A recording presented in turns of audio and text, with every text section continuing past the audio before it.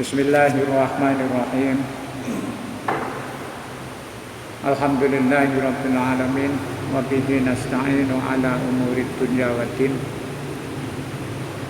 Wassalatu wassalamu ala asyrafil anbiya'i wal mursalin sayyidina wa maulana Muhammadin wa ala alihi wa ashabihi ajma'in. La haula wa la quwata illa billahil aliyyil azim. Amma ba'du. Qala al-musannifu rahimahullah wa an Abdurrahman ibn Auf radhiyallahu anhu.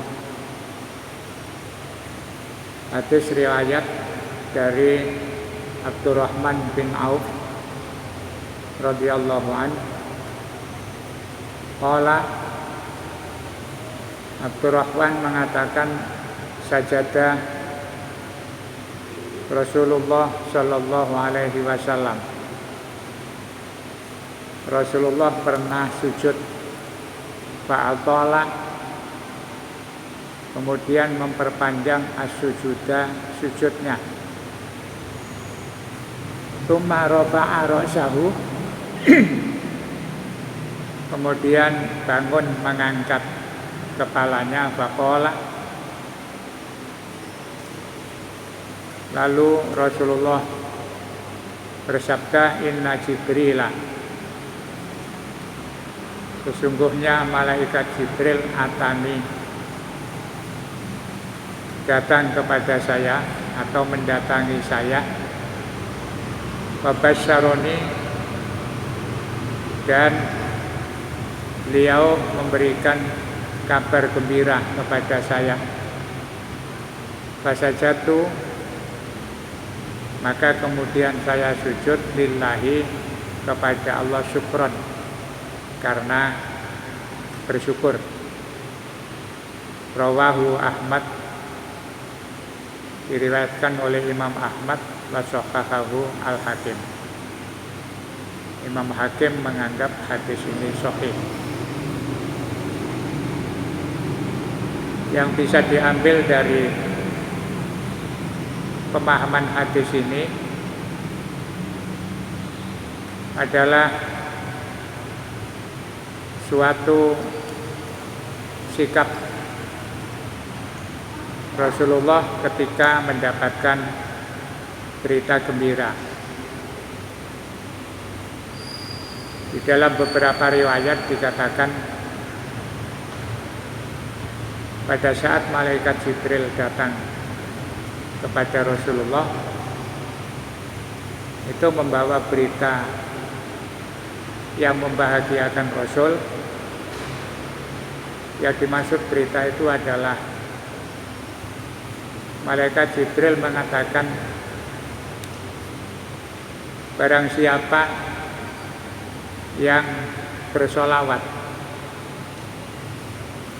man shalla alaihi, siapa yang bersolawat atau berdoa kepada Rasulullah sallallahu bihi asyron.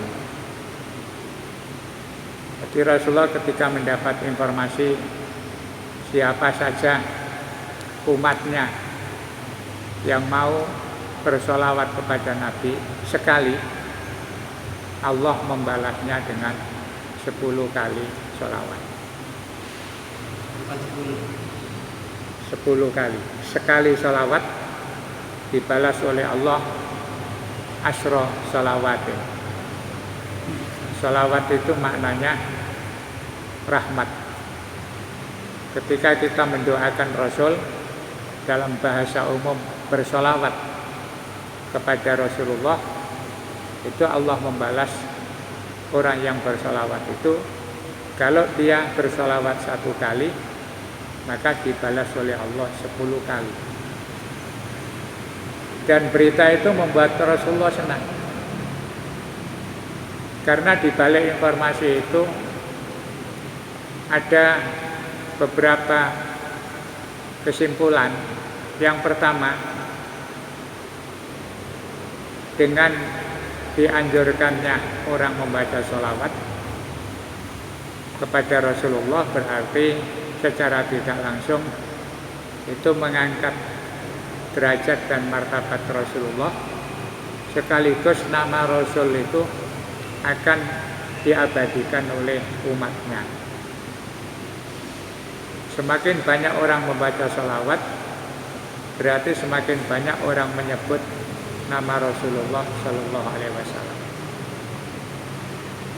Seperti di dalam surat Al-Insyirah, Alam nashrah laka sadrak wa wada'na anka wizrak alladhi anqadha dhahrak wa rafa'na laka dzikrak.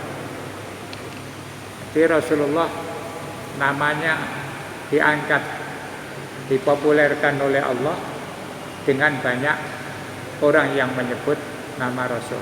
Salah satunya dengan bersolawat. Baca solawat itu bagian dari kita memperkuat martabat dan derajat Rasulullah di hadapan Allah dan juga dibandingkan dengan para nabi yang lain. Maka Rasulullah senang. Dan ketika sujud itu fa'atola sujud. Sujudnya sangat lama. Nah, sujud lama itu dipahami oleh para sahabat. Itu betapa bahagianya Rasulullah ketika mendapatkan berita kenikmatan baru. Maka Rasulullah mengakui betapa banyaknya nikmat Allah. Kemudian dengan sujud itu berharap kepada Allah agar terus ditingkatkan nikmat yang diberikan kepada Rasulullah. Jadi sujud, memperlama sujud itu pertama mengakui adanya nikmat yang baru diterima. Yang kedua, Rasulullah ingin supaya dengan bersyukur itu kemudian nikmatnya semakin ditambah. Ya, bersandar kepada firman Allah, la in syakartum la azidannakum wa la in kafartum inna adzabi lasyadid. Membaca sholawat itu bagian dari mengangkat, memperkuat martabat Rasulullah di hadapan Allah Subhanahu wa taala. Maka kita dianjurkan memperbanyak sholawat itu karena Rasulullah begitu senangnya ketika mendapat berita umatnya kalau mau bersolawat itu akan diberikan tambahan pahala yang dengan ibadah yang sangat ringan Allah memperbanyak pahala kepada umatnya. Jadi para ulama yang memperhatikan ajaran-ajaran Rasul itu menganjurkan kepada seluruh umat yang beriman kepada Allah dan Rasulnya, kalau bisa itu punya kebiasaan membaca sholawat supaya pahalanya ditingkatkan oleh Allah. Jadi sholawat itu bagian dari cara kita menambah pahala yang dengan ibadah ringan tetapi pahalanya besar. Jadi kalau bisa jangan sampai dalam sehari semalam itu tidak pernah bersolawat. Tapi insya Allah minimal orang yang ahli sholat pasti di dalamnya ada sholawat. Apakah redaksinya itu Allahumma sholli ala Muhammad atau Allahumma sholli ala Sayyidina Muhammad. Dan itu sholawat baku, sholawat standar secara syar'i. Sholawat di dalam sholat yang disebut sholawat Ibrahimiyah itu adalah standar. Karena itu ada sebagian ulama yang tidak suka dengan sholawat yang aneh-aneh. Bahkan ada yang mengatakan bid'ah. Jadi ada sholawat itu, ulama yang menyebut ada sholawat syariah standar sesuai dengan redaksi yang diajarkan malaikat Jibril kepada Rasulullah, yaitu sholawat Ibrahimiyah.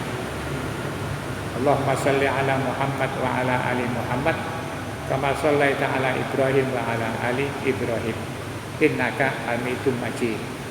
Itu standar, tidak pakai fil alamina.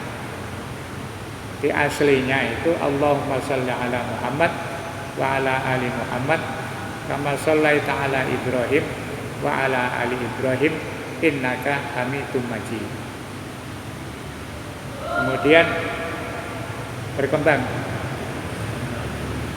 berdasarkan unggah-ungguh etika penyebutan para sahabat kepada Rasul. Sahabat-sahabat itu kalau panggil Rasulullah itu tidak ada yang mukul, selalu berusaha panggil dengan cara yang santun. Ada yang bilang ya Maulana, wahai Tuhan kami. Persamaan kata Maula itu Sayyid, ya Sayyidina. Itu etika unggah-ungguh. Ibarat kita manggil orang yang lebih tua, itu rasanya tidak enak kalau manggil terus ngopo. Ada orang namanya Abdul Hamid, terus kita bilang Abdul Hamid, padahal lebih muda, kesalahannya tidak punya etika. Maka minimal manggil Pak Abdul Hamid. Jadi Pak Abdul Hamid itu dalam bahasa Arab bisa Sayyidina, bisa Maulana. Bahkan ada yang saking cintanya kepada Rasul, kalau manggil Rasul itu ya Habibi, ya Muhammad. Maka orang-orang Arab itu kalau nyebut nama Rasulullah kadang-kadang lengkap. Ya Sayyidana wa Maulana wa Habibina wa Syafi'ina wa Qurrati A'yunina Muhammadin sallallahu alaihi wasallam. Itu karena saking cintanya kepada Rasulullah. Di orang-orang yang punya etika tinggi seperti itu enggak peduli dikritik orang. Mau nyebut Nabi saja kok cek dawon. Ya karena memang begitu hormatnya dan cintanya kepada Rasulullah. Maka ada ulama yang mengatakan minimal sholawat standar. Paling singkat ya Allahumma sholli ala Muhammad wa ala ali Muhammad. Nanti berkembang ada sholawat macam-macam. Sampai sekarang ada namanya sholawat Tibil Ulu, ada sholawat Naria, ada sholawat apalagi itu, sholawat Fatih. Nah, itu sudah berkembang. Misalnya sholawat Fatih itu juga karya para ulama sufi, karena mereka menganggap bahwa Rasulullah itu bisa dijadikan sarana tawasul kepada Allah untuk supaya doanya diperhatikan. Ada sholat Allahumma sholli ala Sayyidina Muhammadinil Fatihi lima ughliq wal khatimi lima sabaq nasiril haqqi bil haqq. Itu sudah perkembangan sholawat. Ya sekarang macam-macam. Ada sholawat yang terkumpul di dalam wirid-wirid ulama dulu. Misalnya ada Dalailul Khairat. Dalailul Khairat itu sholawat yang isinya itu begitu luar biasa. Baru mulai sholawat saja sudah nawaitu an usolliya ala Sayyidina Muhammadin sallallahu alaihi wasallam ittiba'an li amrika wa syauqan li nabiyika. Itu ada mukadimah yang sangat panjang, ya tujuannya supaya merasa dekat dengan Rasulullah. Jadi sholawat itu penting. Di samping ada zikir-zikir yang lain. Kalau belum punya zikir sholawat ya cari hafalan sholawat. Minimal ada wiridan untuk mendekatkan diri kepada Rasulullah. Karena merasa dekat dengan Rasul itu bagian dari cara kita untuk dekat kepada Allah. Sehingga orang-orang sufi itu ada nasihat, lan takuna antahdura billahi qabla antahdura binabihi Muhammadin sallallahu alaihi wasallam. Kenapa di sufi itu kadang-kadang orang untuk takarub kepada Allah itu disuruh membayangkan Rasul, karena bayangan Allah tidak mungkin. Derajat kedekatan kepada Allah yang tertinggi itu kan namanya ihsan. Islam itu tahapannya ada 3. Pertama, orang itu ya Islam. Islam itu pembuktiannya berupaya menjalani rukun-rukun Islam. Maka di dalam dunia tasawuf itu dikatakan al-Islam anta'buda. Islam itu intinya ya kamu mau ibadah itu namanya Islam. Mau beramal itu namanya sudah Islam. Amal itu apa? Amal itu al-harakah. Yang dikatakan amal itu adalah sebuah gerakan. Harakatul jismiyah awil qalbiyah. Amal itu ada amal lahiriah atau a'malul jawarih. Amal-amal yang bersifat fisik.